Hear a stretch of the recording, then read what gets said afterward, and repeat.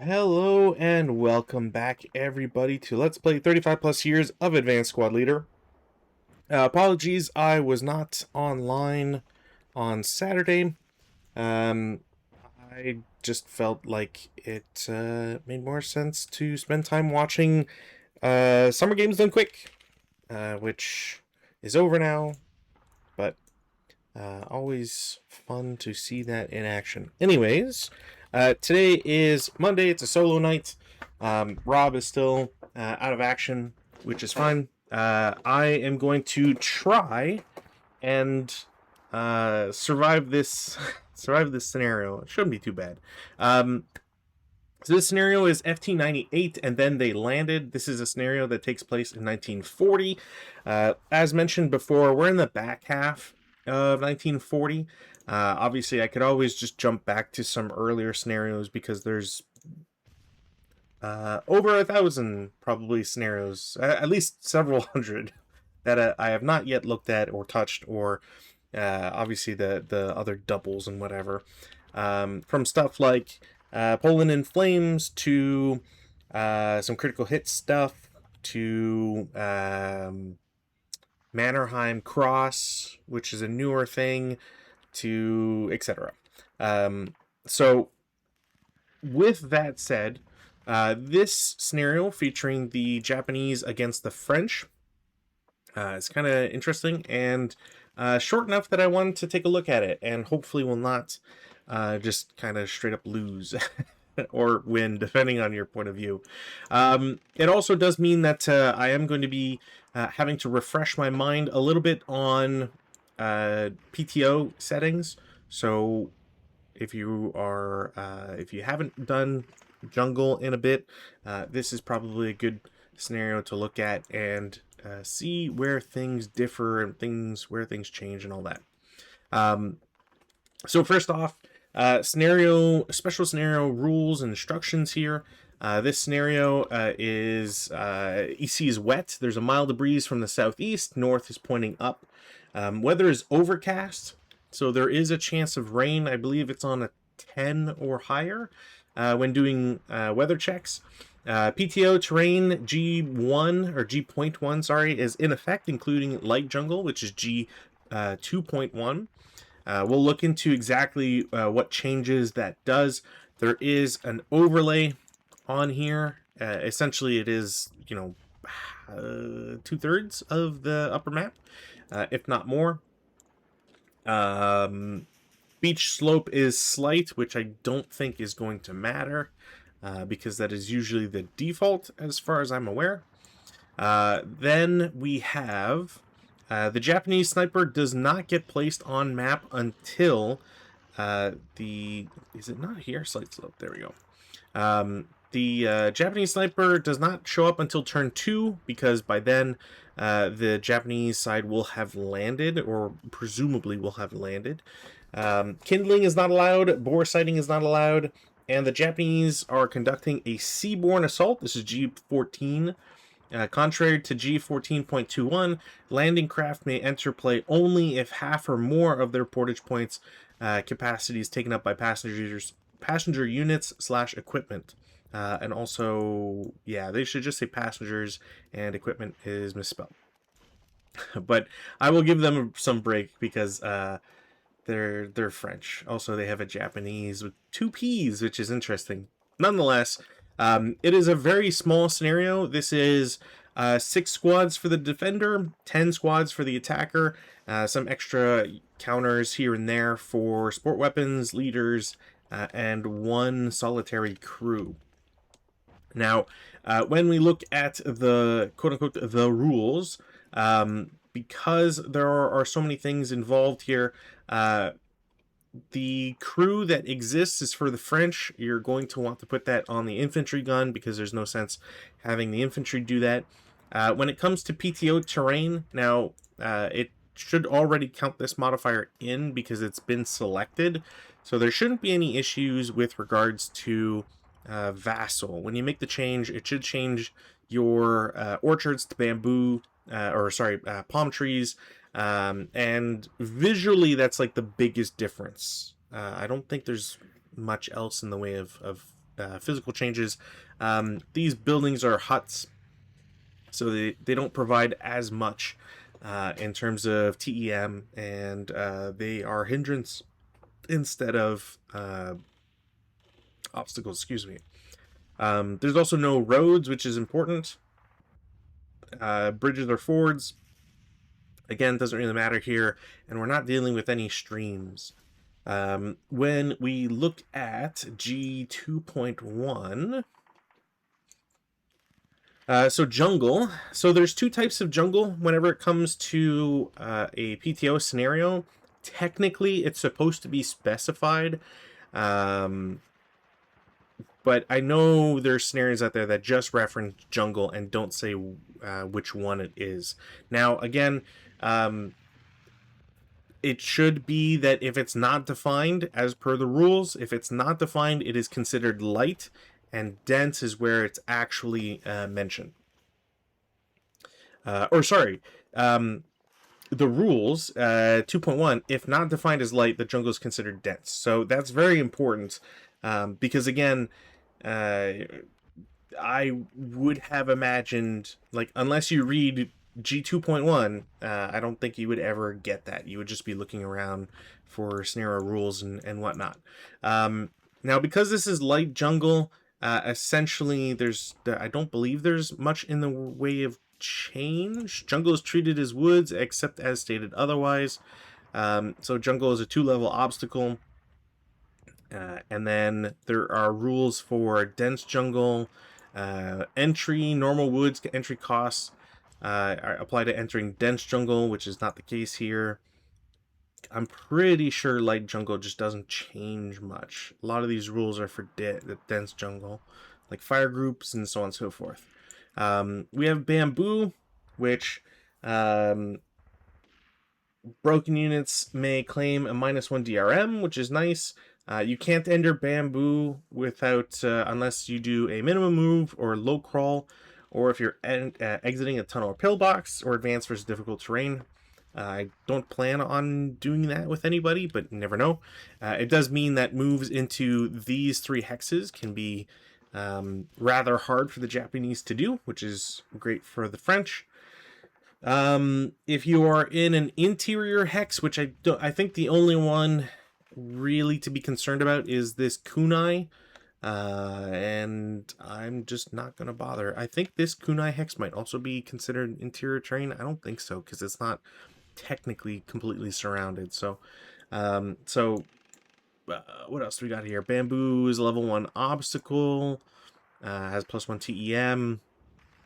There's negatives for DC bombardment or ordnance, OBA, HE attacks, and what else do we got here? Fortifications, fire, palm trees. When PTO terrain is in effect, all orchards become palm trees. It's treated as a normal orchard, except palm trees are always in season and their kindling is different. They also don't affect AFE riders. Huts, again, as mentioned, they have to contain 2 or more separate building icons. So each of these buildings, essentially, all of these are all huts. They have a +1 TEM, and they do not block line of sight. So they're just a +1 hindrance for shots that go through them. But otherwise, just +1 TM. I don't think anything's going to collapse, so we're not going to worry about it. Fire lane, the fire huts don't affect fire lanes, which is very interesting. I don't think anything else here applies. Kunai. So next up with kunai, all grain becomes kunai. They're treated the same, except spread numbers are different. And then there's some special rules for recovering, like support weapons, ambush, and fire groups. But I think fire groups is the same thing. Like, you have to be, I think you can be adjacent as a fire group, and then you're fine. I think. I'll have to double check, but we'll get there when we get there. Swamps. I think I got a swamp. Unless that's, well, no, it should be swamp. Should be swamp. Yeah. So swamps, Marsh hex is adjacent to 1. Jungle hex becomes a swamp hex, so this is definitely a swamp. Same thing for this one. They should both be swamps. I think maybe it's not recognized because the brush is there. I don't know. Either way, in swamp, their swamp is 2-level obstacle with +1 TEM versus unless it's air burst, which not have to worry about it right now. And yeah, that's pretty much it, really. Rice patties, thankfully we don't have to deal with rice patties. I feel like I always get hung up on those ones. Ponji sticks, which aren't applicable here. And I think anything else is just going to be back to vehicles. So I'm just going to roll. Actually, do I have... Am I running the log file? No, perfect. Let's get a log file going.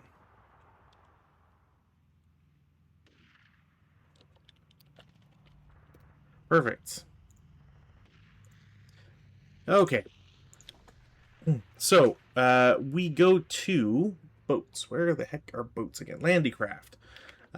So we are fitted with, I think are they Daihatsus or Shokatsus? Or am I making up that second name? See, Shohatsus. So we got 5 Shohatsus. Now the reason why the SSR says that it has to be it can be half or more is because you don't have enough troops to fit them all, and they want you to use all 5 of them. So I mean, maybe technically you could get away with not using all 5 of them, but yeah, you're probably it doesn't really matter for you to not use those. Just gives you a little bit more flexibility, really, at the end of the day. So landing craft have an inherent crew. Their morale is 8. They have normal CE status and collateral attacks apply. I don't think it's really going to matter because the way I'm set up is, obviously a distance. And I'm trying to think if it's going to really come into effect, because I think everybody should be able to land within the first turn.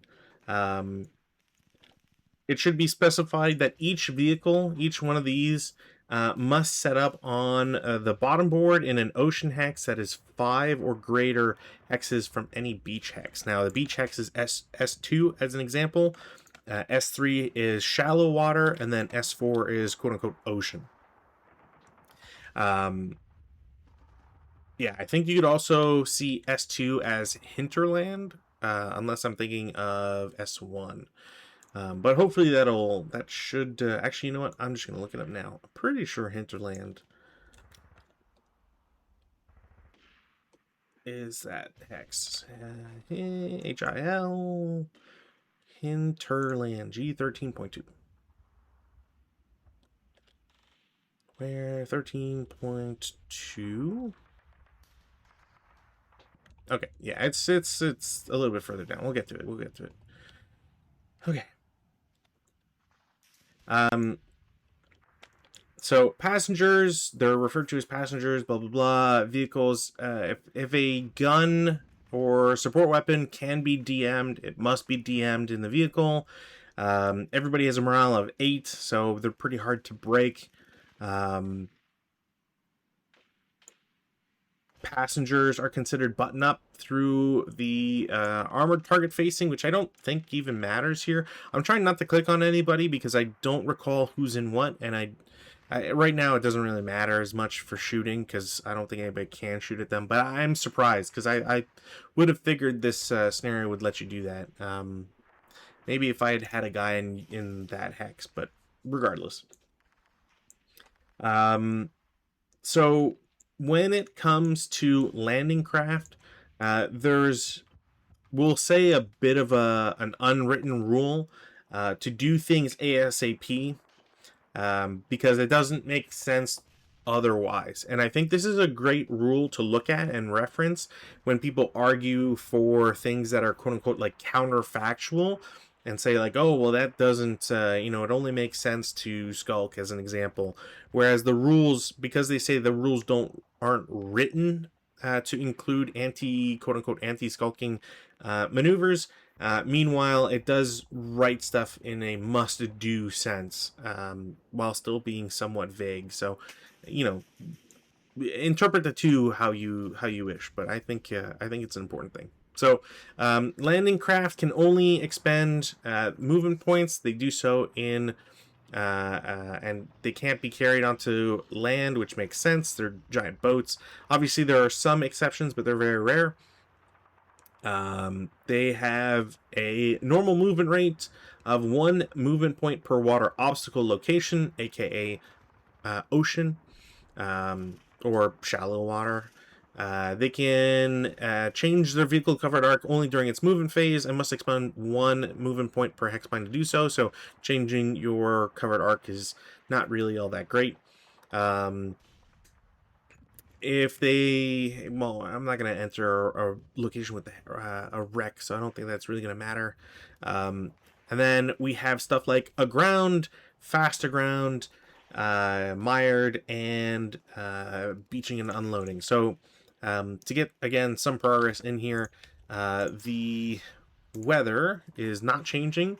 I don't have any rally phase or prep fire phase actions to do, so we go to movement phase, and all of these boats should be able to move 4 hexes. So each one of these, they all have a BMG. I don't think it really matters. I don't plan to shoot with them anyways. But nonetheless, so when during its movement phase or advance phase, a landing craft enters a shallow ocean hex, while at the same time becoming closer in hexes to any beach hex that lies within 3 hexes of that shallow ocean hex, that LC's owner must immediately make a bog dice roll. So the only DRM is that LC's bog DRM number, the plus number at the top of the counter. So in this case, +1 for these boats. If the there's some other ones, but they don't matter here. If the final dice roll is 12 or greater, the LC immediately runs aground. It bogs and beaches in that hex. So you beach in that instead of a better location. You mark it with an aground counter, which I should pick out some counters too, just in case. So we got this damage points, which I really don't think are going to matter, and that. I don't think I have anything else I need to put, so that should be fine. Yeah, so you beach within that hex, not across a hex side, which is obviously different. LC cannot voluntarily run and cannot drift while it is aground. So you can't just choose to end in a hex. You have to just drive it. An otherwise mobile landing craft may attempt to remove its aground status at the start of its movement phase, provided it hasn't fired. I don't think this is going to matter right now. And then we have unbeaching and beaching. So a landing craft may beach as per E5.23 across any non-cliff water land, including a beach ocean and ocean hinterland hex side. The beached LC is still considered for all purposes to be in the water obstacle hex. A landing craft unbeaches by declaring such and expending his start movement points, and then is considered using reverse, and etc., etc., etc. Except as stated otherwise, normal vehicle, not boat unloading rules apply to landing craft and their passengers. A landing craft may unload into an enemy occupied hex. If a landing craft is aground, units may unload from it only in its own hex, and do so expending 25% of their movement factors and movement point allotment plus cost of terrain if it's a vehicle. There is no penalty cost for the presence of the landing craft in the location, but overstacking will apply when a vehicle is in the same location as a landing craft, but it is not a passenger on one. So the two have to be separate entities rather than one being in the other. Yeah. If the landing craft is beached across a hex side that lies within its vehicle-covered arc, units may unload from it across the beached hex side. A unit thusly unloading must expend 25%, fractions rounded up, of its movement factors and movement point allotment. If the unit is unloading to a higher location, this percentage cost is doubled. Or increased by 4 movement points, depending on what you're using. If an LC is mobilized in shallow water but is not beach, only personnel and their possessed support weapons may unload from it and may only do so in the LC's hex, and it requires 50% of movement. And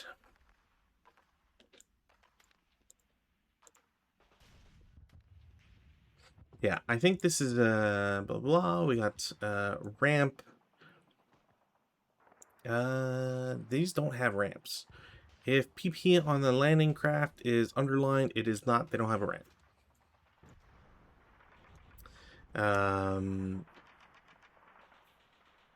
Yada yada yada. Manhandling, passenger rack, blaze, vehicle, passenger vehicle PRC. Yeah, I don't think anything else is really going to matter here. Next up,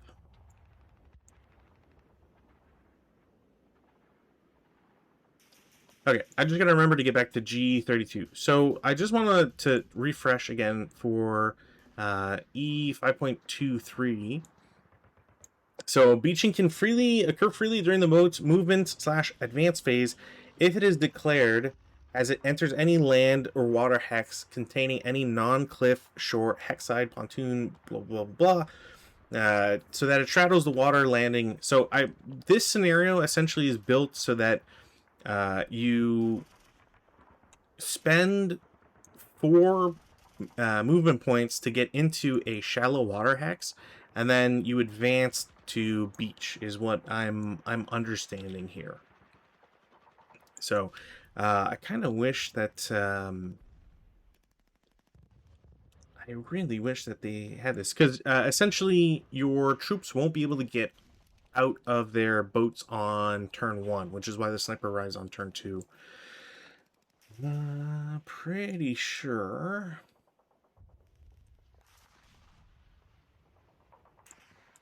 Because I always have it as, I kept thinking that you unloading passengers may exit a boat during any movement advance phase across a beach hex side that the passenger has enough movement factors remaining to enter. There's no additional MF cost. So yeah, essentially we're going to move the boats. The French don't have anybody that can touch them because they're all plateaued essentially. The only hex that can technically see the Japanese, I believe, is the hex above U1. And as mentioned, there's just nothing that can see it. So 1, 2, 3, 4. Since they all enter a shallow water hex, I do believe I need to see if they run aground. Unless I've already forgotten the rules here. So we're going to go to run around. Once I can get out of the... There we go.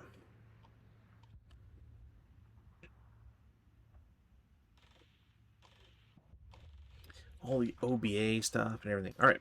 So shallow water. So we'll do left to right. Everything has a +1. They're all the same type of boat. There is no other modifier. Yeah, I'm just looking for not 11 or 12. 4, 5. All right, perfect. So nobody runs aground. Everybody essentially just ends up in those hexes. Yeah, and it's just going to mean that in the advance phase, everybody's going to jump out of the boats and should be fine.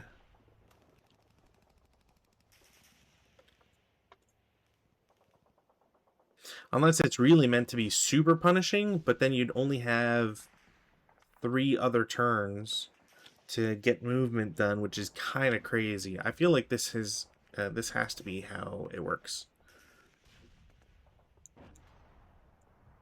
Because again, none of these, I don't believe any of these hexes can be beached. Can I beach in any of these hexes? T1, well, unless... I'm going to say they beach. I feel like they must be able to. Pass around. The one time where having a partner would be nice. I'm pretty sure they're fine.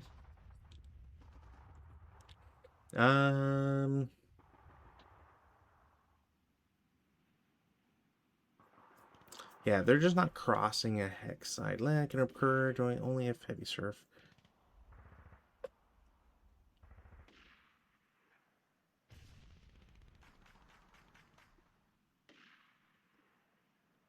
Huh. Yeah, I should be fine.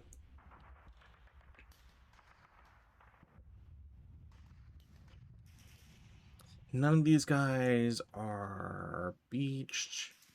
None of them are immobilized. No, they should be able to beach themselves. That doesn't make... It wouldn't make any sense. So, can I modify this in any way? No. Alright. Well, that's fine. Their unload cost is doubled. That's funny. Yeah, there's no way, because then otherwise you wouldn't be able to move. You'd have 3 turns, which I don't think is realistically possible to get off edge. Oh, I guess that's something I forgot to point out. Victory conditions. The Japanese win immediately if they have exited 12 or more exit VP between 38.0U1 and 38.0CC1. So prisoners don't count as EVP. So you really need to get 6 squads or 5 squads and 2 leaders off the board, which is a lot. It's 60% of your forces essentially. All right, so I believe this is how that should work, because otherwise I don't see how you would be able to. So everybody's beached. It's the only thing I can do. Nobody can see them still because they're technically in a level 0, and everybody's plateaued to them. No advanced fire phase, and then in the advanced phase, everybody is going to hop out. I mean, I'll say for fun, but maybe I shouldn't. I'm considering just CXing everybody, but I don't think they... Well, their cost is doubled, so they might actually all be CX'd, because either because they are going up a level, I think. Whatever. I'm just gonna mark them CX'd. I think that's fine. But otherwise, as mentioned, there's nothing else going on. The French get reinforcements on turn 2. On turn 1, they will roll for weather. No effect. Rep fire phase, I don't think I have anything realistically. Because nobody can... I don't think in the hinterland hex they can see each other. Which actually I wanted to check out. So, another thing to point out... So, beach elevation and slope. Now, obviously, there's a slight slope. So, a slightly sloped beach hex is level -1 terrain. However, beach hinterland, hex sides do not form a crest line. Therefore, all LOS along or across, as well as all types of movement across, one or more such beach hinterland hex sides treat all as beach hexes as being at level 0. So again, nobody can see them because they're at level 0 in these locations. So they should be fine regardless. Is there anything else that really comes into play here? Sand shouldn't matter. Sand bars, arm bar. No, I think everything is fine here. So it's really just a movement play here to do. Let's get back to my charts and stuff. My IFT and terrain PTO. Perfect. So as the French, I've got a bunch of angry guys coming at me, and It's 5 PP up. Pretty sure I'll just wait. So I'll have this guy go 2. And then is Kunai... Kunai is 2 movement points. Yeah, he's going to declare CX 2, 4, 5.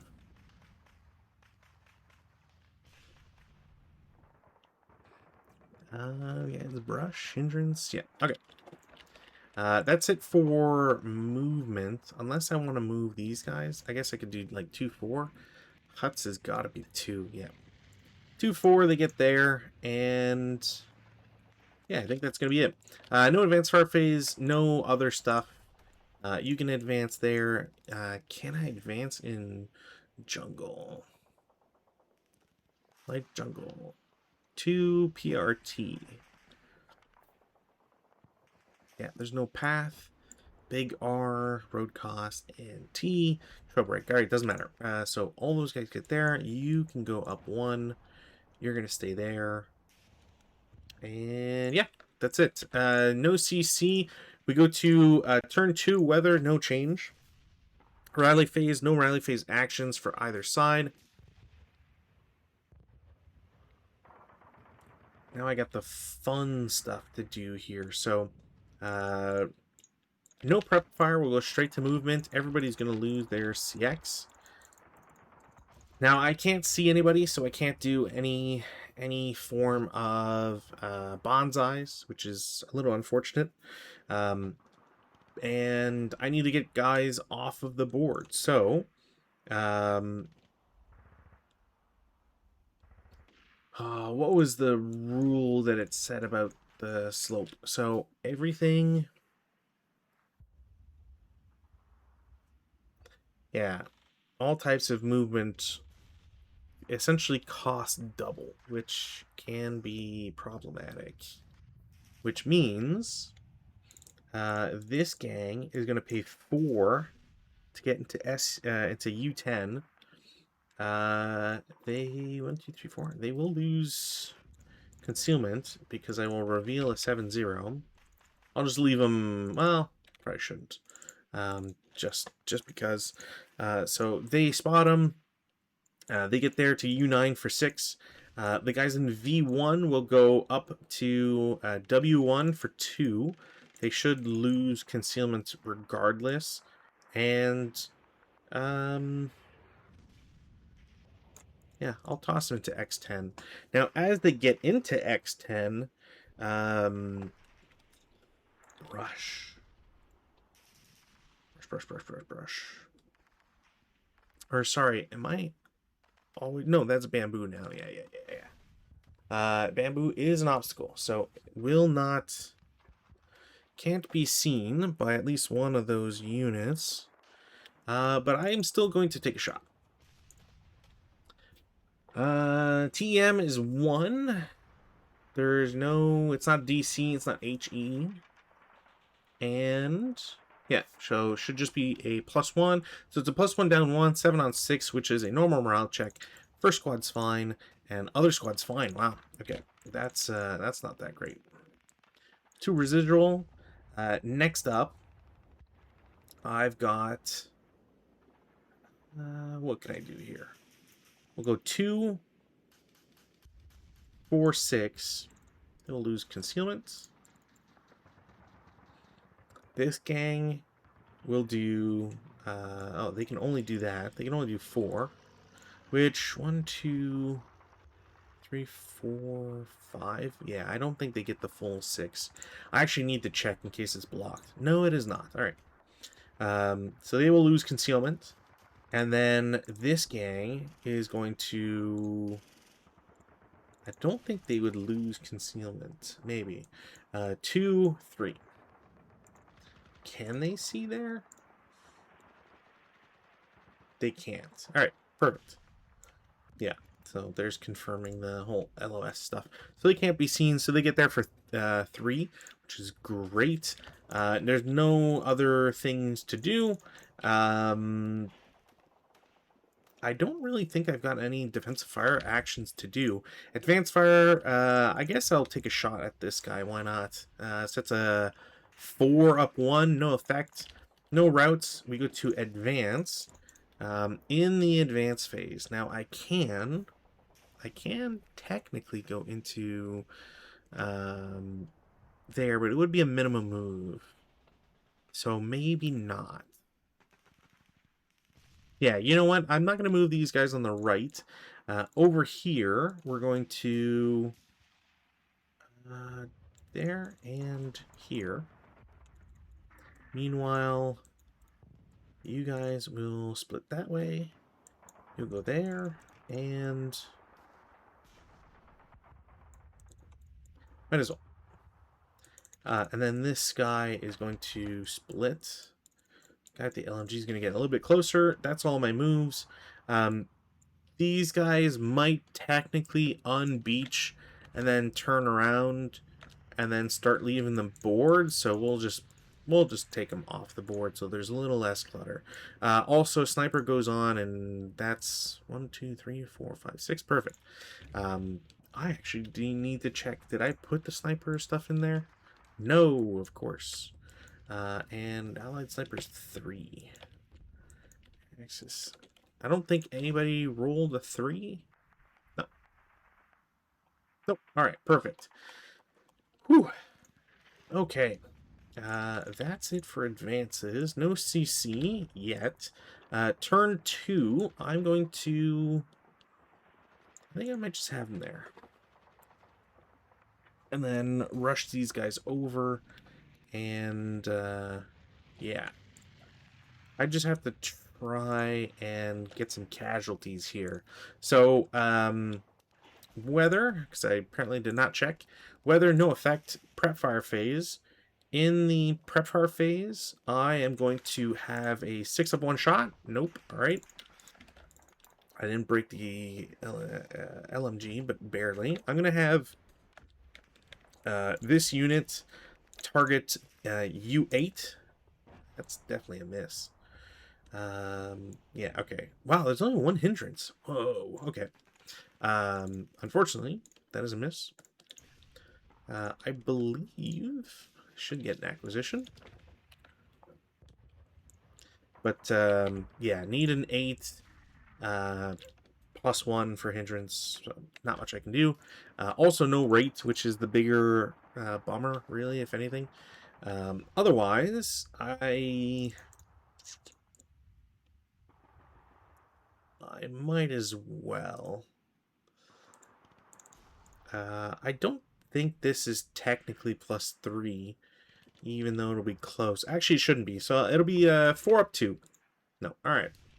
Well, we go to movement phase. This guy loses his CX, but he will lose concealment as well. I'm going to have him go 1, 2, and 3. I don't think I really want to shoot with anybody. Obviously, I can't shoot through these bamboo because they're obstacles, so I can't see through. But these guys being like a 1 up, or it'd be an up 1 shot on 3. Sure. No, I don't think that's a. Yeah, I don't think that would be. It's the word I'm looking for. Whatever. Doesn't matter. Next up, guys off board are going to lose their concealment regardless. 1, 2, 3. 4. I don't think I want to shoot with anybody. And then we'll do 5, 6. Yeah, I think that's the way to go. Defensive fire phase. In the defensive, I'm going to no, I don't want to, actually. Because I am going to bonsai charge. So, I'm going to go with a 8 firepower up 1. Okay, break the LMG. And I think the biggest shot would be... Well, it'd be a +4. Yeah, it's not worth it. I really don't think it's worth it. Advanced fire phase, none. Routes, also none. and advances. In the advance phase, I want this guy to go into that hex, and then squad with the leader go to X4, and the guy in one guy goes into Y6. Yeah, I think that's it for advances. No CC. We go to Japanese turn 3. Weather, no change. And I got a repair. Nope. And I think that's it. We go to prep fire phase. I technically have a shot I could do. However, it's now kind of worthless because I broke the LMG. So I think I'm just going to go to movement because I think this scenario demands this. I am going to declare bonsai charge, but I'm going to do, first and foremost, guy with the LMG is going to assault move to Y10. There's no sense not using this guy. It is a down 1, so it's a 6 on 12, which is definitely a morale check. 2 morale check. So this guy is going to, oops, strike. I don't think you... 2 morale check? No, he does not ELR. I forget if you ELR on a stripe. You probably do. It doesn't really make sense to not stripe. But nonetheless, he does not strike. This guy is first fired. There's now 6 residual. Next squad goes to Y1 for 1, and then into Z10 for 3 total. Or what I believe should be 310 total. Or whatever. You understand it. And I will subsequent, because there's no point not to. Now that is doubled, halved back to 6, and then coward to 4, and then it's 4 flat because it's -1 +1. So 4 on 4, 1 check. The guy unfortunately stripes, but that is that's kind of it for that guy. 2 residual, and then the big one here. I'm going to declare a bonsai charge from U8. I can technically see X4, so that's going to be the target or the direction. And I'm just aiming for that as like direction because, frankly speaking, I just don't want everybody to kind of be stuck in V5 as an example. So infantry, or sorry, unit, infantry, bonsai. We're going to go for bonsai. It's also going to be very important because lax does apply, and I am going to be in CC. So bonsai is called. I have 8 movement factors. I believe that palm trees should be 1. Wrong chart. Palm trees should be 1, which is fine. I am paying 2, however, because of the kunai. So let's do this guy with the mortar. We'll have him go, you know what, yeah, no, he'll go this way. These guys will lose their concealment, and I need a counter so that I remember what my values are. What my movement point values are. There we go.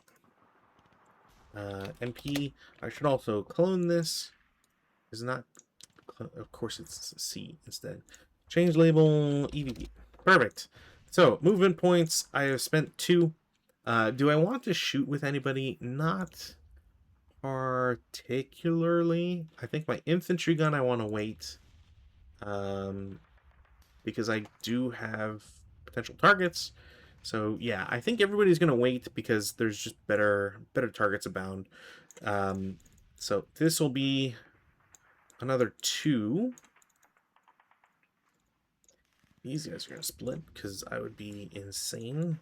Do it the other way. So there's 4. Now I have a lot of shots to declare. So first and foremost, this squad is going to shoot into U6. Okay. Never mind. Now, they don't cower, which is good, but that is 4 residual. It's just very unfortunate that that's a 12. I'm glad I didn't shoot with the LMG, but I'm now a little worried about that stuff. I will take a clean shot, 8 down 2, 8 on 8, normal morale check. This guy is striped. There is now 4 residual there. Let's put him underneath. Infantry gun is going to take a shot at where it was shooting before. It's a +1. It's +1, down 1, and then down 1 for non-assault.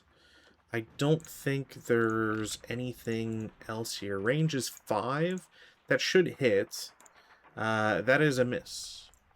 I also did not get rate, which is, again, very unfortunate. This guy is a shot. And is there anything else for me to do here? You know what? I don't know how many guys are going to get there. So yeah, LMG X3 is going to take a shot at V6. Wow. What is that's just a straight clean shot. Okay, well it's a non-assault movement. So it's a 3 on 6, which could be a K number. 3 on 6, K2. So he is wounded. He has used up 4, so he can't move anymore. He's just going to be stuck there. And there is 2 residual. Huzzah. I did get rate of fire 2, so we'll mark this as first fire with the IFP. Okay, next up, next impulse, which I think has to be 2, because I'm going into a building. So these guys get there for 2. Again, this guy can't move. I do have to go through some hexes here, so you're going to go there. You know what? I'm going to back this up and do this. There we go. So I'm going to remark these guys as moved. Just makes it way easier for me to know who has moved and what the penalties are going to be. This guy is going to go in the middle. And then... am I paying 1 or 2? No, I do have to pay 2 anyways.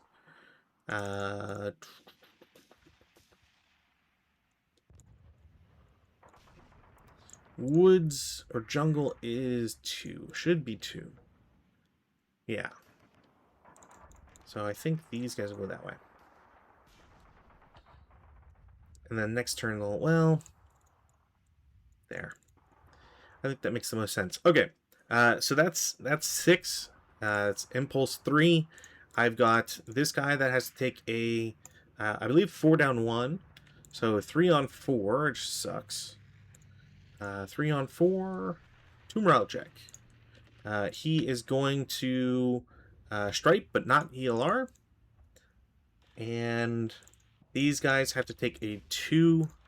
Wow, I'm just rolling super well. That's a K1. Who takes the K? The squad takes the K, which I think stripes them. Does a reduction stripe... fails... if it fails a IFT MC, but if it's a K result, yeah, it should be.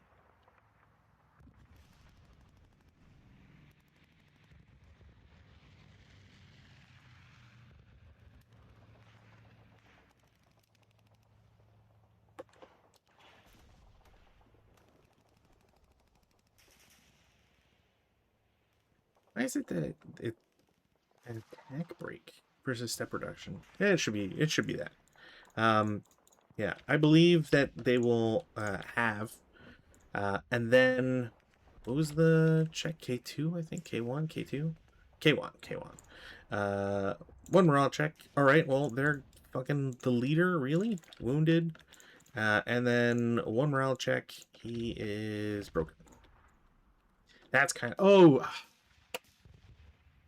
I keep forgetting the morale is increased by 1. Now, it doesn't matter for the leader. It doesn't matter for that guy. Was anybody close? I don't think there's been a normal check that's been missed. I think everything has been pretty clear that they missed it. So I'm gonna, we'll just leave it at that, and yeah. So that's it for that. Yeah, pretty sure. I do need to make these shots, however. So that's triple point blank, and then halved. So 12 down to 6, and it's a 6 flat. 7 out 6 is a normal. This guy's gonna stripe. Jeez. Someday I will get something here. 6 residual. Over here, same idea. It's flat. On 6, it's a normal. This guy passes, all right. And now he's finaled, and there is... I shouldn't put 6, it's 2. Because it's 12 halved, and then you have that. So, 2 residual in those hexes. I do want to take a shot, so this guy is going to shoot in as a 4 flat. Okay. Those are insane numbers. 3 on 4, 2 morale check. He fails it, and is now halved as a result. That is insane that I've been getting these kinds of rolls. It doesn't overwrite the 2, unfortunately, and this guy's same idea. I think I'm just going to roll for that guy, and he's going to fail that one. All right. Okay. Next impulse is going to cost 2 because I just need guys to get into buildings at this point. I don't think there's much else I can do. And I'm going to brave these, despite this not being the best. I kind of just have to go through them. And it's one of the reasons why you should just shoot a whole bunch, because in a wave like this, you're bottlenecked. You kind of just have to go through it.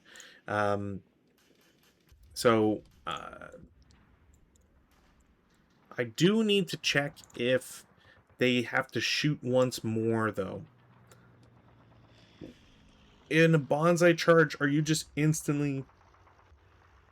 bonsai charge, are you instantly CC'd, or... Because if you're not instantly CC'd, then you... you then have to shoot again, but it becomes final protective, which breaks guys, or potentially breaks guys. And that's the very important thing here.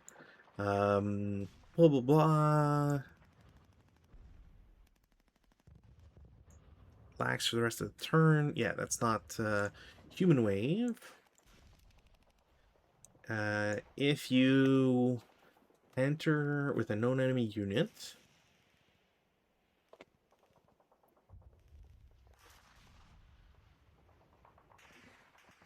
Upon entry of an enemy-occupied location, mark all units with a CC counter. That's an interesting way of wording it, because that implies that they don't get to shoot.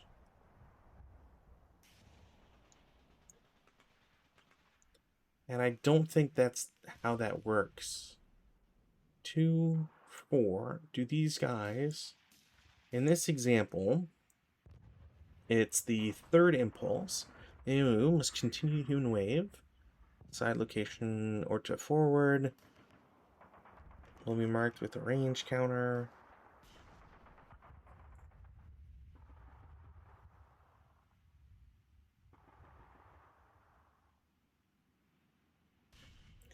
Yeah, okay.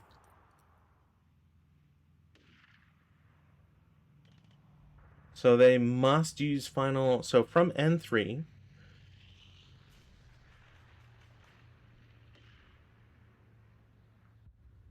Forward location. So this guy's in O3.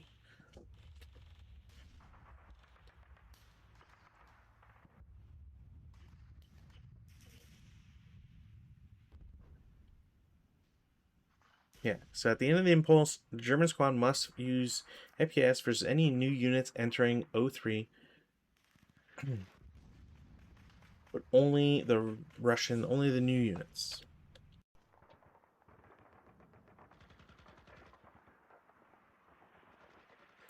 I'm surprised they don't just say, yeah, to which one of them while the other enters of the units that were marked with the range counter, blah, blah, blah, blah. To remove range while the German must use subsequent as they enter his hex, and because they both enter. Okay, yeah. So you can essentially, so these don't go on yet, or technically go on yet. And you do reforce this. So these guys have to shoot again. Wow. That is probably just a dead guy because he's tripled, halved. Oh, that acts as a morale check. I don't remember the last time I've had to do this. Okay, so this guy explodes. He doesn't exist anymore. Then this guy, what the heck is that going to give? He heats a battle because that is technically possible. Because it acts as a morale check. Now, I will double check this. The Japanese squad is deleted anyway, so that doesn't matter. But I'm fairly certain that because the final protective acts as a morale check, getting Snake Eyes does heat a battle. Let's double check here. Follows any original morale check, unless it's not considered an quote-unquote original morale check.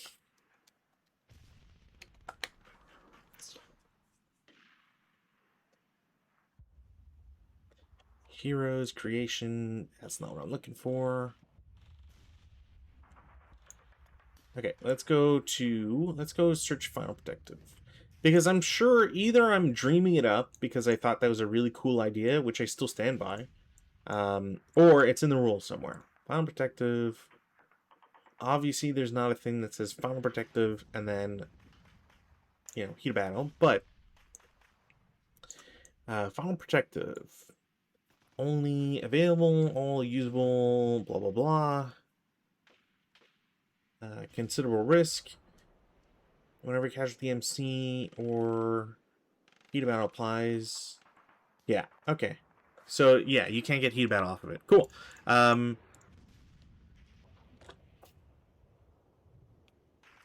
That's very interesting. There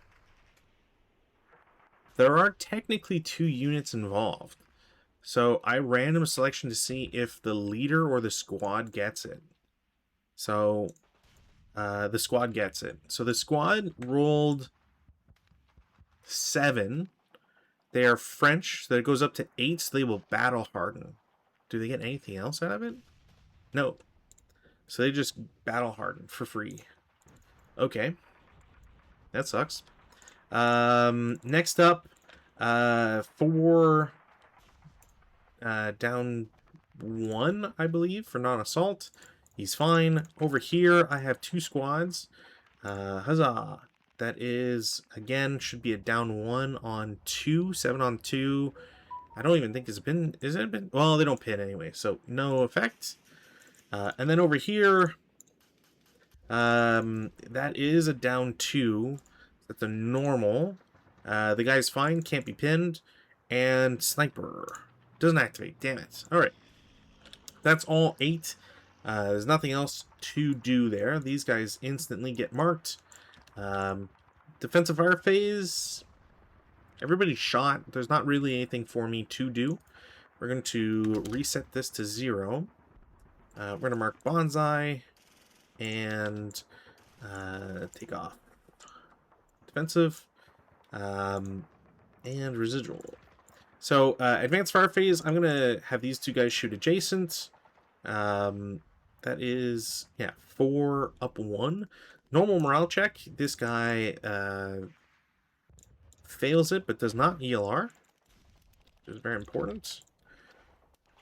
I can't shoot into these hexes without shooting my own guys, and that seems counterproductive, so I won't. I don't think these guys can shoot either, because I believe they're marked CC at the end of their move.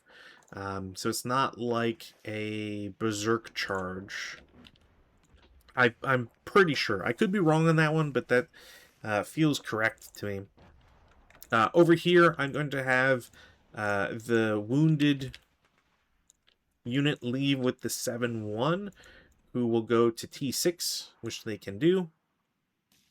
That I believe is it for routes. This guy needs to route. He can't route this way. So he has to route, I believe he has to route that way. So 1, 2, 4. Now, advances. In the advance phase, I have plenty of options here. So these guys are going to join back together. You're going to go in there because they need it. Mortar guy is going to go there, I guess. Yeah, because otherwise I'm overstacked. I'm not sending the leader, but we are sending all these guys with them. Yeah, I think this is the plan here.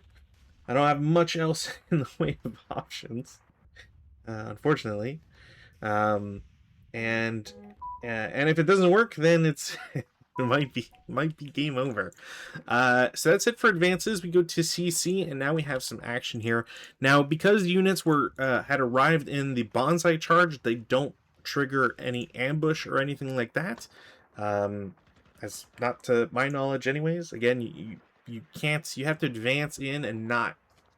There can't be anybody else already in CC. Okay.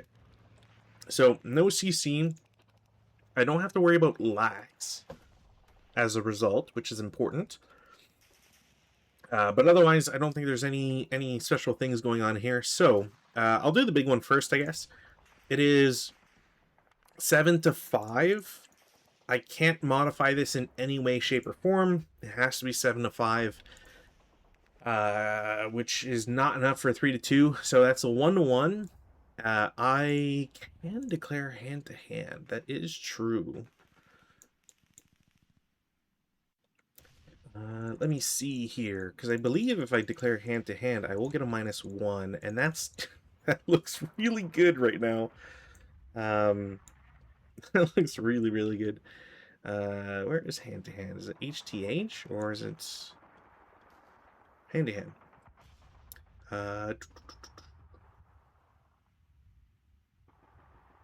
Wait, why is that there? I know hand to hand exists in Deluxe. Is there no hand to hand? Is it just that they get a -1? I thought you could declare hand to hand as the Japanese. Where are the rules? Okay. Leaders, unarmed, etc. Bonsai charge. CC, that's for tank hunters, which is not what I'm doing.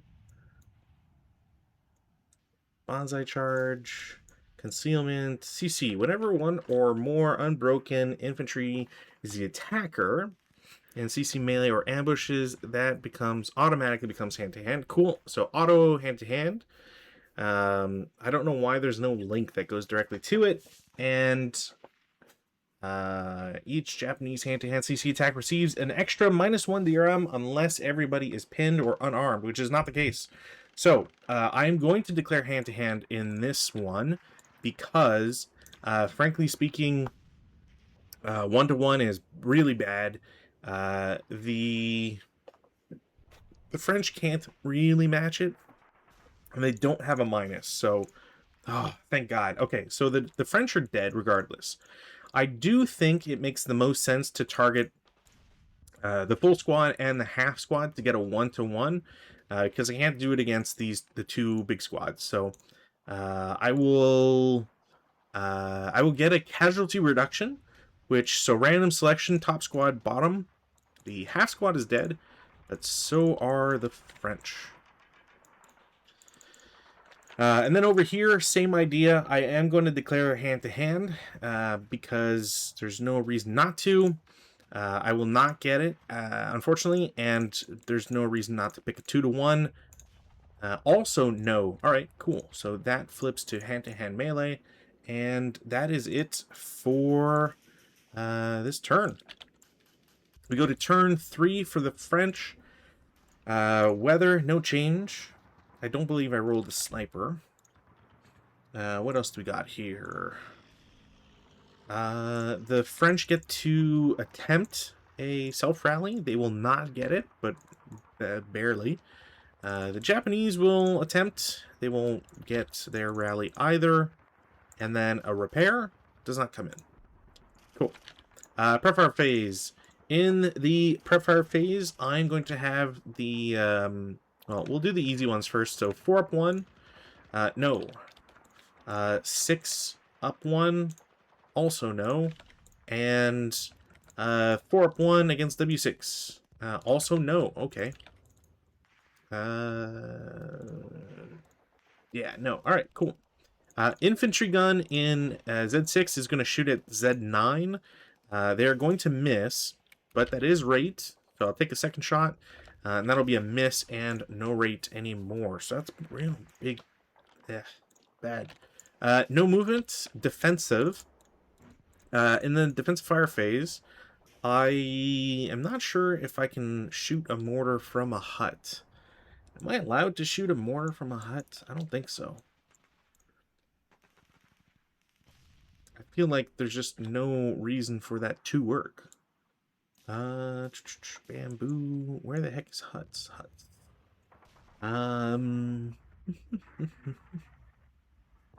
Single wooded.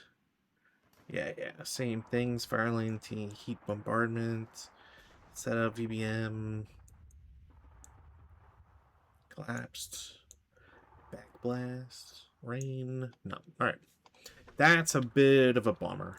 Yeah, so I guess what I will do is I could do 8 firepower against somebody. 8 up 1. 7 on 8. 1 morale check. Is that a 1 morale check? I'm pretty sure it is. I've done this a million times, and I just don't want to lose this guy. So he breaks. I did get rate, but 2 up 1, like... whatever. 2 up 1. No. Alright, cool.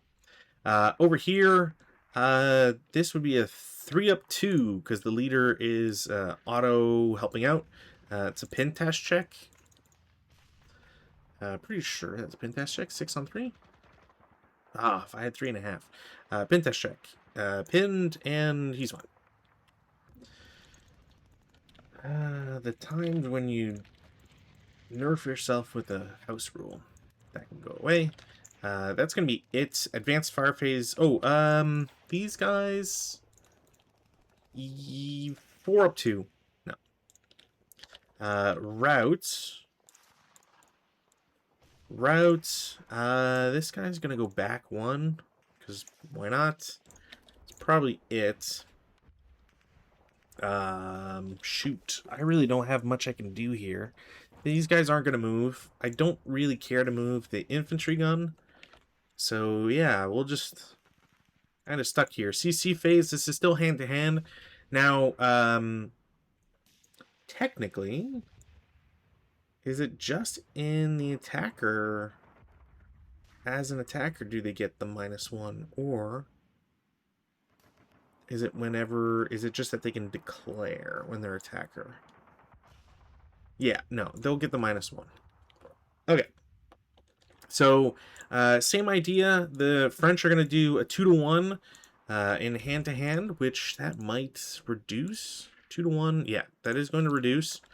And then back at them, 1-to-1, down 1. Okay, that changes all the math. I could do that, actually. That's a very interesting question. Oh, no, I have to random... Okay, so this could affect things. So I have to random selection which unit gets the field promotion. So top, bottom. I get 2 field promotions. Okay. Right? Is that how that works? Pretty sure that's how that works. Or do I just pick 1? Field promotion.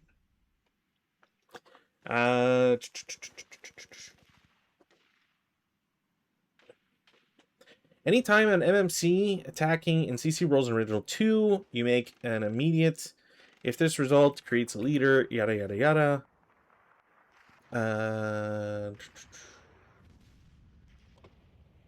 Quality leaders based on the DR table, yada yada yada.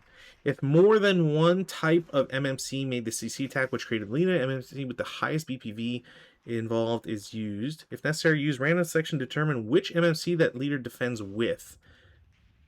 But do you create more than one? Probably not. I think you just create one. Otherwise, it feels like it would be really gamey. But I do get to pick which, I guess, unit that goes with, which then becomes really problematic because if I roll one, so I rolled a 5. There is a... There's no modifier. Alright, so there's no modifier, so I get a 7-0. So, single main counter, I get a 7-0, which doesn't exist for the Japanese. Do they? Nah, please tell me they aren't immune to it. They're probably immune to it. No! Why? Leader creation? Where would this be? Yeah, G1.6. Where is it? G1 point...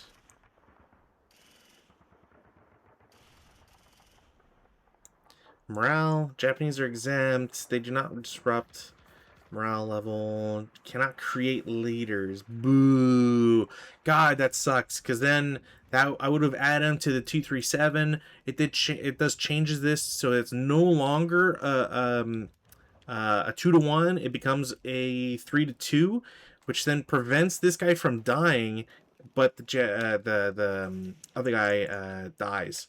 So, anyways, to get back to all that, unfortunately, extra rolls and all that, that was a 9, which does simply reduce. So this guy becomes a half squad, and this guy is dead. That's going to actually open up a lot of bonsai charge opportunities, which is really good, because I need them. So that's it for that CC. I have 2 turns of movement with the Japanese, which I desperately need. If my bonsai charge in this turn does not work, it's game over.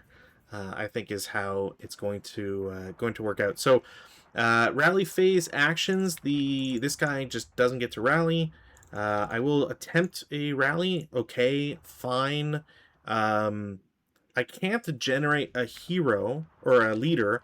I believe that means that it would automatically have to heat a battle, because he's leader directed as well. He's not self-rallying. So let me double check to make sure that you heat a battle. You can't, not applicable to bonsai, berserk, climbing, hero, Panji, piercing, unarmed. Yeah, I think he does. He was broken. He's not elite, so he gets a +1. He's Japanese, +4. So he's going to berserk. And he can because there is there's this guy. Or actually, he can see this guy. Which is also crazy because also this guy's going to repair. No, alright. Damn it. It's also kind of crazy because end of the day, this guy's going to move first, which is going to force shots. And then I can bonsai without that as a penalty. Which, speaking of, prep fire phase, I am not shooting because I need to move. And in the movement phase, this guy has to move first in T6, so he has 8 move. We'll do 1, 2. Do I shoot with anybody? No. 3. I'm going to shoot with this guy. It's a normal morale check. He's fine. And specifically, it's a normal morale check because... all things considered, would I... I'm just trying to think the math here. I actually think I had to go through V5, but I would have gone through V4, or I could have chosen X4. I will go through V3 just to keep it, but I think I had to go through that way, through V5 first, because I don't think I'm allowed to go north. Either way, it doesn't matter, because, again, it's still that... also, I forgot he cowered, so the morale check isn't even necessary. So this guy's just there for 3. Actually, it would be 4 because of the huts. So he gets there for 4. This guy is final. I now have to move into his Hex. He now has to final Protective. That is going to break him. It's tripled halved, so it's a 6 flat because he's in the hut. So he gets a +1, -1 for non-assault. 8 on 6 is a pin. He can't pin, and this guy is now broken. So lots of stuff going on now to change a lot of things. Technically, wouldn't get marked yet. He can still shoot. I don't think it's going to matter, but nonetheless. That's it for his movement. We go back to flushing it to 0. I'm going to declare a bonsai charge against Y3 because I can see it. I know it says blocked, but huts do not block. Huts are specifically a hindrance. And you are allowed, you don't have to pick the nearest guy when it comes to human waves and stuff. I don't believe you have to pick the nearest guy. But you do have to enter their hex if you are adjacent type idea. So I am going to declare, I guess I deleted all my counters for some reason. So human wave, that away, and is technically bonsai. And then we go to impulses. So we're going to do this. Like, technically, I probably should have moved these guys first, but I don't think it's the end of the world. This and this. So my target is Y3. And I guess technically, is the counter here? X-ray range. So this guy is ranged, I believe. He's probably not actually. I forget. He might not actually be ranged. Regardless, all these guys go here. I don't trust any of this. So this 457 is going to take a shot at the guys with the LMG. It's doubled. It's down 2. So it is a 4 on 8, which is a really good number. It is a 2 morale check. The first guy is going to get striped, and so is the second guy. So these both get striped. This guy is shot, and 4. I'm not taking another shot because that feels like it would be insane.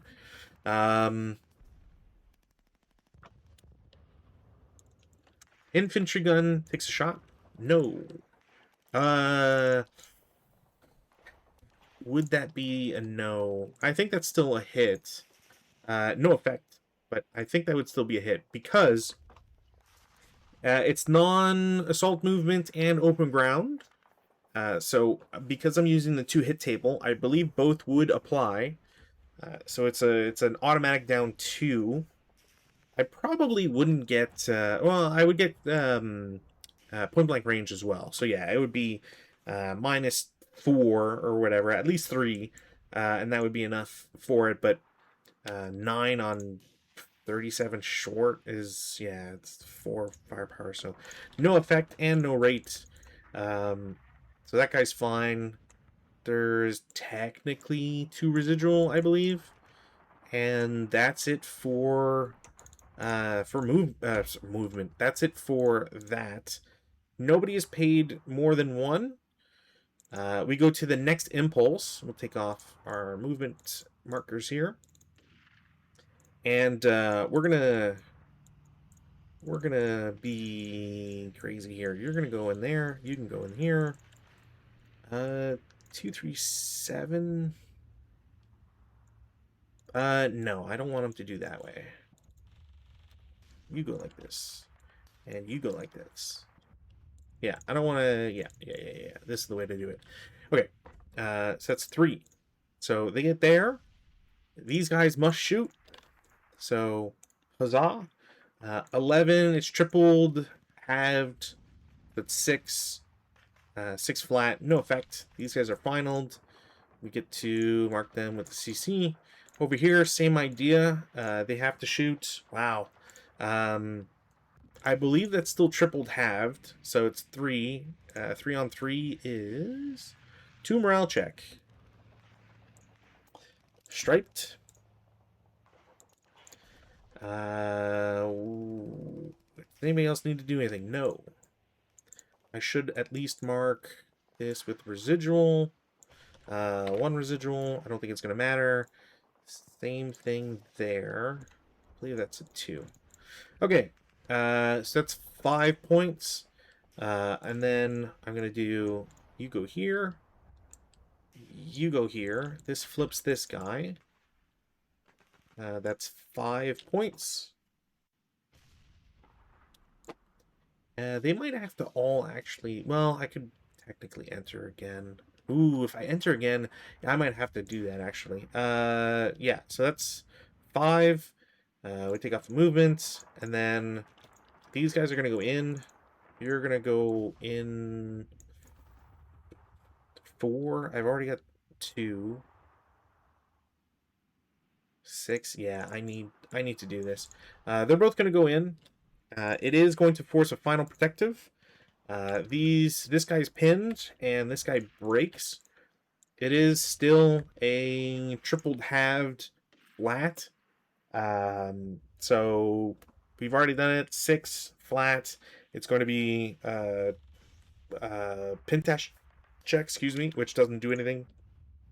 And then the 2 residual, I guess technically I probably should have done it first, but the 2 residual, it's just a 7 on 2, which has no effect. Yeah. Yeah, I think that's it for the bonsai charge. Everybody is now occupied in a hex. I am then going to finish off my moves here. 1, 2, 3. And both of these guys will go 1, 2. And doesn't matter. I'll just keep them like that. That's it for moves. There's no defensive fires left to do. Everybody's occupied. Advanced fire phase, I don't think there's any I can technically do outside of this guy, but it'd be 1.5 up 1. I don't care for it. Yeah, I don't think it really matters. Okay. That can go away. We can reset this. So routes. In the route phase, I should take off defensive here. Oops. In the route phase, these guys have to move. They can't go anywhere that doesn't get them closer to a known enemy unit or adjacent to one. I don't think they're allowed to ignore units that are in CC either, so they are just eliminated for failure to route, which is terrible. Over here, similar idea. These guys will go... they do get to route out because they're not in melee. So they go to U3 for 2 and then T2 for 4. And then over here, same idea. This guy is going to leave 2, 4, 6 and hope that I can rally. And then that's it. Advances, y'all are jumping in there. Berserks can't advance. You're going there. You can advance 1. And that is it for moves. Oh, I'm probably... Yeah, I don't think I can... Can I still win this? I need 10 points. 2, 3, 4, 5, 6, 7, 8. Nope. It's an auto loss. I can't win this. Unless... 1, bypass 2, 3, bypass 4, bypass 5, 6. Okay, so I need to win this and technically win this so that they can't do anything back. So you're going to be with this guy.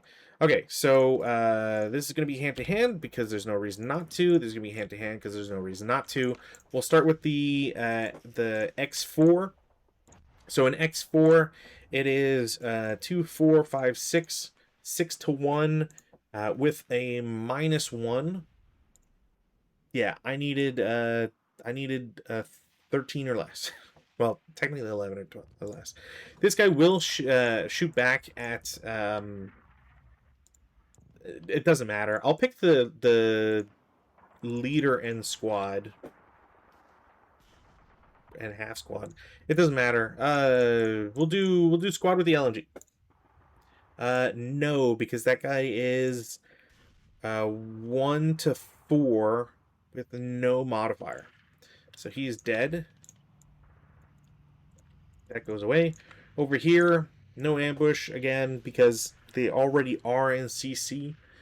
If that's wrong, if someone knows better and can point to a rule, please let me know. But I'm fairly confident that if you bonsai, human wave, or berserk, you are CC before advance and therefore do not trigger um, ambushes.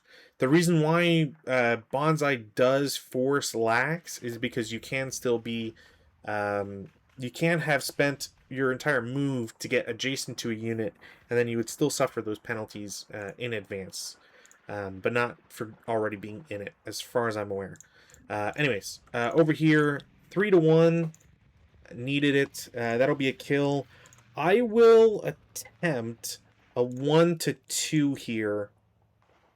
Do I? Okay, so mathing this out. Presumably, let's assume that Z0 does not recover. So 2, 3. Actually, this guy has to keep charging, so he can't do anything else. So 2, 4, 6, 7, 8, 9, 10. Yeah, so I need to at least kill two guys. So I will do 1 to 2. Unfortunately, I am 1 off. I've been 1 off on a bunch of numbers. That will have no effect. This guy is dead.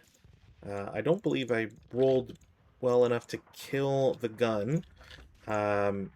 So we go to turn 4 French. Weather, no change. Did I roll sniper for anybody? I don't think so. No, because those are all allied moves.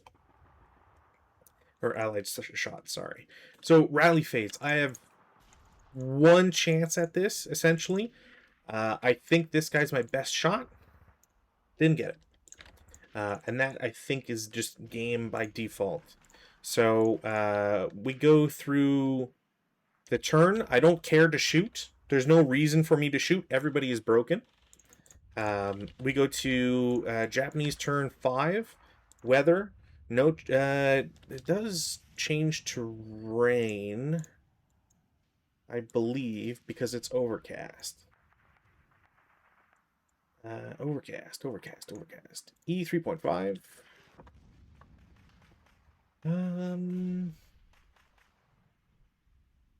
Start if it's 3. Yep. Rain starts. Does rain do anything for movement? Falling snow, rain, movement. During and after rain, all ground units per elevation change. Yeah, so that doesn't matter. So I don't care to shoot at all. We go to movement phase, and then we'll just math it out here. So 1 squad pays 1, gets off. These guys are auto DM'd. So he's off board. These guys, I mean, I guess I could CX them. Doesn't really matter. We'll say I CX them. You know, bypass 1, 2, 3, 4, 5. They're all off board. You know, 2, blah, they're in there. Congratulations. Bypass 1, 2, 3. 1, 2, 3. And then these guys all declare CX. 1, bypass 2, 3, bypass 4, bypass 5, 6. And then in the advance phase, they get off board. Now, can I bypass in jungle? I'm pretty sure you can. Yeah, I'm pretty sure you can bypass in jungle and you can bypass huts. I didn't see anything that said jungle changes that. So, yeah, I managed to get off board with 6, 7, 8, 9, 10, 11, 12, 13. 13 points. Just make sure it's 3 squads, 6, 6. Yeah. All right, cool. This scenario is very interesting.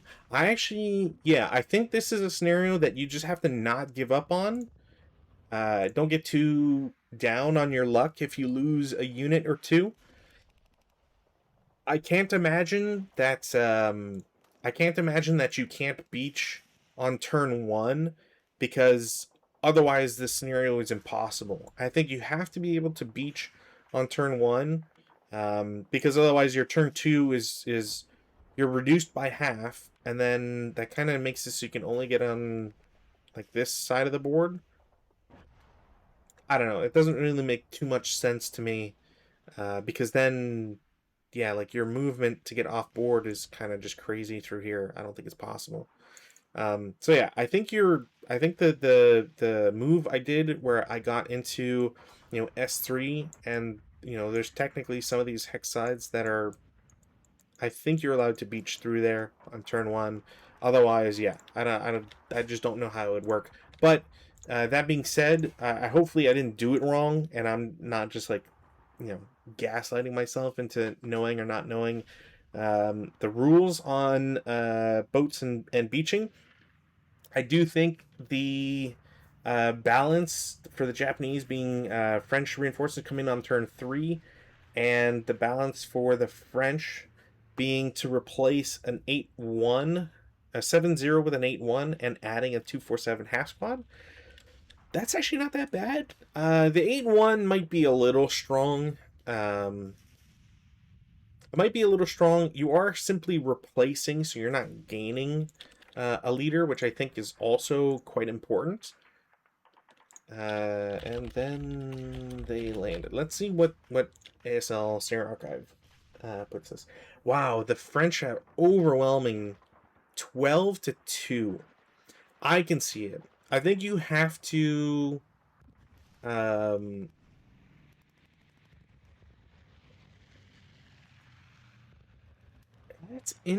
so I'm also not sure it was really worth firing at the boats as much as firing the people waiting ashore. But like, how are you shooting at guys waiting ashore? Like, yeah, I don't know. Maybe if you can't land or beach on turn one, I would say that's what the rule should be, because outside of that, I don't know how you are able to get up on turn two and able to see anything for you to action. Um, it doesn't shock me all that much that this scenario has not been played a lot.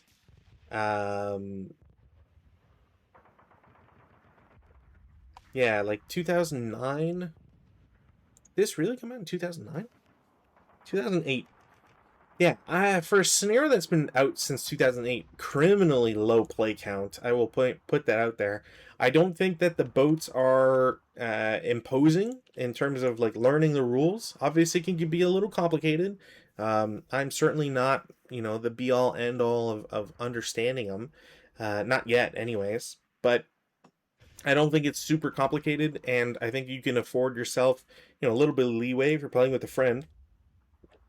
I think the Japanese just must absolutely be aggressive. Excuse me. Yeah, you have to be aggressive. You have to bonsai charge, and just maybe like even if you're not soaking up, even if you're taking losses, you just have to push forward. And I can see how that would end terribly in some cases, just because dice are dice. But no, like a lot of fun. I would recommend this scenario. Maybe give the Japanese the balance, but I don't think I don't think the scenario really matters on balance. I think it's just the results of dice is really has the biggest impact here. Not only because of low unit count, but just you get a 2 at a really good spot on a bonsai charge, and then having to charge through 8 or more, or yeah, 4 or 6 or 8 residual fires, really really deadly. So a lot of fun. I would recommend this one. Again, sorry for not having a stream on Saturday. Before I forget, Stick to me like glue. Keep your eyes open.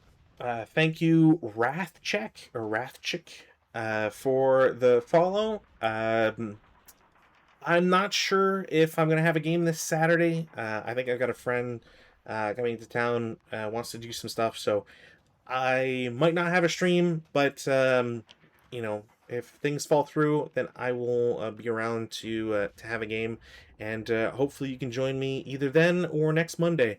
So until then, have a lovely week. Bye.